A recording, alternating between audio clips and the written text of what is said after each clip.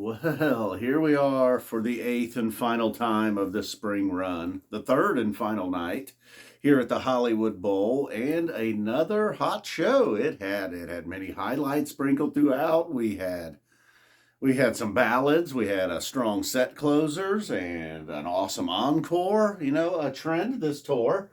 Many strong first sets, many strong set closers. Okay, they couldn't hit them all. SANTOS over there. And they maybe hit shuffle a little bit on the order of the set list and the placement of the song somewhat. And I should thank everybody while I'm thinking about it for stopping in and checking out the recaps each night and leaving a nice comment and giving a thumbs up.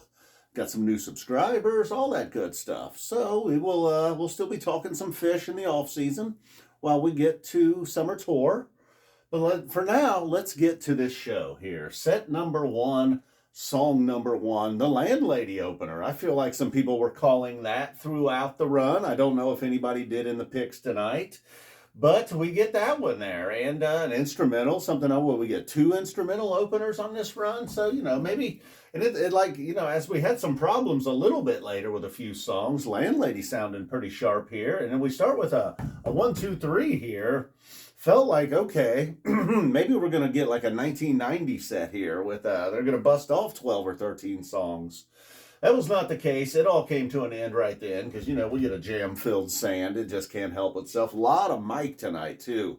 Big night for Mike. Big 8 shows for Mike, really. The sand was the first really noticeable time in a jam. And then after that, the sand, and it was maybe, I don't know if I would consider it amongst the big highlights of the night, but it certainly was nice. Really, that opening trio was nice, and then into a sand. Then we lay into a Lizards here, one we've all been wanting, I think, or most of us. Little bit of trouble at times on the Lizards. It wasn't the cleanest, but still obviously welcome to hear. I mean, it's not like there was way more good parts than bad parts, for sure. Then we get into Hey Stranger. I'm not for sure, but I think maybe until tonight, the very first time they played Hey Stranger was still the best. Well, it was finally surpassed tonight. Again, Mike Gordon doing his thing. A lot of times, it's just the tone. When Mike starts playing around with his tone, it changes the whole tone of the jam, really. And Hey Stranger, and it had multiple levels to it. And then they weren't quite done with the jamming there. We get into Timber, I believe our first Timber of this run. And then it was one of these two. We had a Page started getting into a little Birds of a Feather thing. I think it was Timber, actually, where we got the Birds tease from Page. And then the jam goes on and on. It seemed like maybe that was the longest one. And it just had just a big, powerful crescendo to it, then we all kind of needed to calm down a little bit for joy here. Shout out to the Healing Net Foundation. Next time you're feeling charitable, I know all this was to benefit the recent fires out in LA. You can always check out Healing Net, though, something that's near and dear to Trey. As we get joy here, and then as I was mentioning, the strong set closers. Most events aren't planned. I was hoping we would get that in there. That kind of completed the trio of Page EDM with most events, life-saving, and always wanted it this way. So, and although life-saving early, okay, let's not get into the Page EDM too deep here. We're talking night 3. All right, there's more. More makes an appearance. But here early, opening up the second set. Okay, we'll take that placement. Getting it out of the way. You're not going to have to groan down here. So then we get into You Enjoy Myself. And it is, again, kind of like the Lizards. There were some problems with the You Enjoy Myself. Not the cleanest, not the greatest. Even, once they get post-tramps, get into the jam, it didn't feel like it went deep. But then once they get into the vocal jam, even going into the vocal jam, I wonder, before we got there, would we get one? Or would they do the thing where they kind of vocal jam and then a little more jamming? Vocal jam, post-vocal jam. Say jam a few more times. And that is indeed what we got. So this went from a pretty lackluster You Enjoy Myself to just a complete, perhaps the highlight of the night. Maybe surpassing these two, this combo right here. Boy, that was a two-piece for you.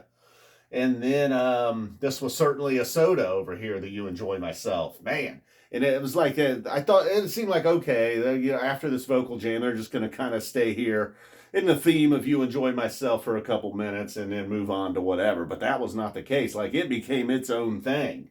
Yeah, I don't know a length there or anything, but it certainly was one of these times they were all just kind of together. You know, just felt like a whole new song, kind of just coming out of nowhere.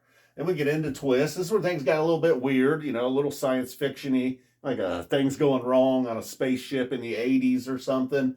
Twist had that. 2001. Even Kill Devil's Falls had some of that. So these two kind of felt like they went together. And Lifeboy, kind of like the Joy over here, it felt like, whew, everybody needed one. You know, things were getting a little rowdy. So then Lifeboy is our ballad for the moment to calm things down, everybody to chill out. 2001. Kind of like, you know, maybe, I'm sure it had its moment. As I'm sitting here, I'm thinking, what the hell happened in that 2001? Must have been a somewhat uneventful 2001. This is probably why I should jot down some notes. Say It To Me, Santos. Keeping the space theme here. You know, this felt very spacey up here. You know, not spacey as in Sea of Stars spacey. More like, you know, Star Trek, science fiction nonsense spacey. Some of it was good, though. A lot of it was, actually. Santos, however, was not that. And then Fuego. Were we just going to get an average Fuego and then another? Or were they just going to go all the way with Fuego as an encore, ending it here? Some questions. Would they play Fuego considering the fires in LA? Of course. And they did. And it was a smoker.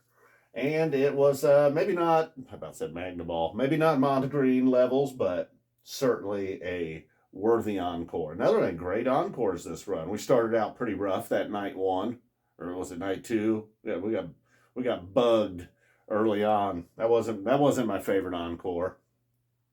But mostly pretty great run. You know, I'll do a recap, kind of looking over everything. We're doing some re-listening. I'll go through the picks, try to maybe crown a champion individual nights and hopefully overall. That might be tough though. You guys jammed me up. I see a lot of people made picks tonight. All right, so boom. We're out of here. That's it. Gets a little sad when it's all over. But they did not end on a low note, that's for sure. You know, every now and then these runs, they end, and it's like, I didn't really love that show. I hate for it all to end like that. Not really the case. These last two nights, bing, bang, boom. Out of here. Thank you, guys. Really. Love you.